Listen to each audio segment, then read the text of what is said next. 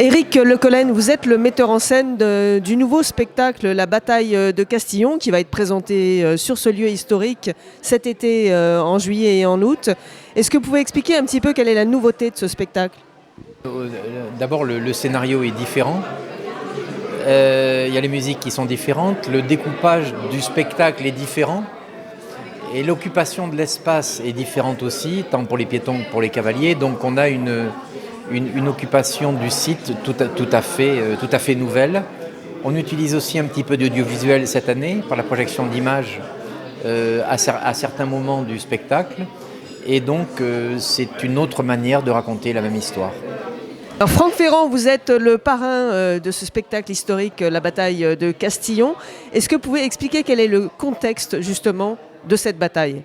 En 1450, à Formigny, c'est en Normandie à côté de Bayeux, les Français avec leurs alliés bretons ont renvoyé les Anglais chez eux, si je puis dire. Ils ont, comme le rêvait Jeanne d'Arc, bouté l'Anglais hors de France. Et on pense, à partir de 1450, que c'est fini, qu'il n'y aura plus d'Anglais sur le continent, en dehors de Calais, c'est leur petite tête de pont, et que la guerre de 100 ans est terminée.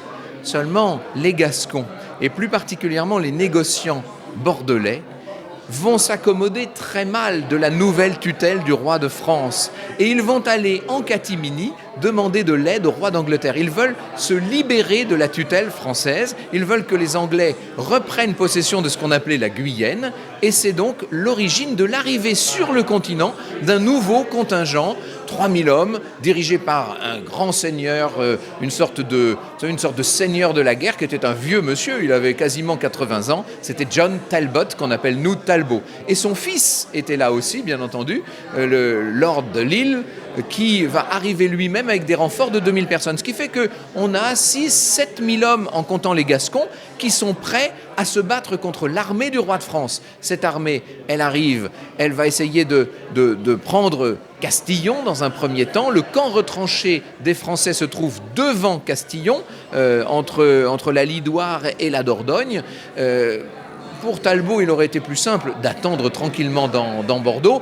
Seulement, les Castillonnais lui demandent tellement d'intervenir qu'il va, avec ses troupes, au-devant des Français. Ça va être le choc, ça va être l'affrontement, cette bataille de Castillon, qui est d'abord une bataille d'artillerie, qui est gagnée par les Français et qui, 1453, ça il faut la retenir cette date, c'est la même date que la chute de Constantinople, marque la fin de la guerre de 100 ans. Et la place des chevaux dans tout ça ? Les chevaux ont joué un rôle absolument essentiel. Vous savez que Talbot avait fait descendre, alors après la prise du premier point fort, qui s'appelle le prieuré Saint-Florent, Talbot va faire descendre ses chevaliers de leur monture pour qu'ils puissent attaquer de partout. À pied, lui-même reste sur ce qu'on appelle une hackney, une sorte de jument de combat, si vous voulez. Il va rester seul sur son cheval. Et ce sont des chevaliers à pied qui vont attaquer les fortifications du camp retranché français.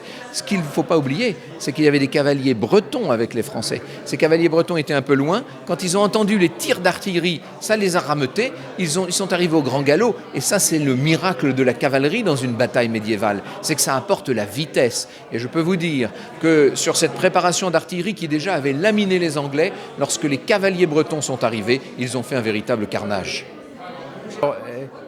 Chaque année, il y a un renouvellement au niveau des cavaliers, donc il y a des anciens, des nouveaux. Mais je dirais autant les chevaux que les cavaliers sont testés, sélectionnés pour les chevaux au niveau de l'âge, au niveau de l'état, de la nervosité, de la capacité à s'apaiser après des périodes de stress. Donc, et pour les cavaliers, donc, il y a un niveau et je dirais une attitude individuelle et collective par rapport aux chevaux, parce que quand vous avez une charge de 30 ou 40 chevaux, on pense à soi, mais il faut penser à ceux qui sont à côté aussi. Et aussi le contact avec les piétons, puisque les cavaliers ont des contacts avec les piétons, ce qui augmente encore la difficulté dans la prestation. Alors vous connaissez très bien ce spectacle, parce que vous étiez déjà dans l'équipe il y a très longtemps, au tout début de ce spectacle. Qu'est-ce qui vous motive encore aujourd'hui dans cette participation à ce spectacle très important dans la région? Faire le scénario, donc c'est l'histoire mais écrite d'une autre manière.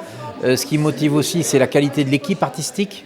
On parlait de la partie équestre parce que j'ai des relations extrêmement proches avec les gens qui dirigent la partie équestre parce que la mise en scène équestre, elle est aussi importante je dirais même presque plus importante que le reste dans le spectacle. Donc ce qui me motive, c'est à la fois le désir de présenter un spectacle renouvelé et puis une équipe homogène, soudée, à la fois de bons professionnels et de bons amis qui sont partants pour l'aventure.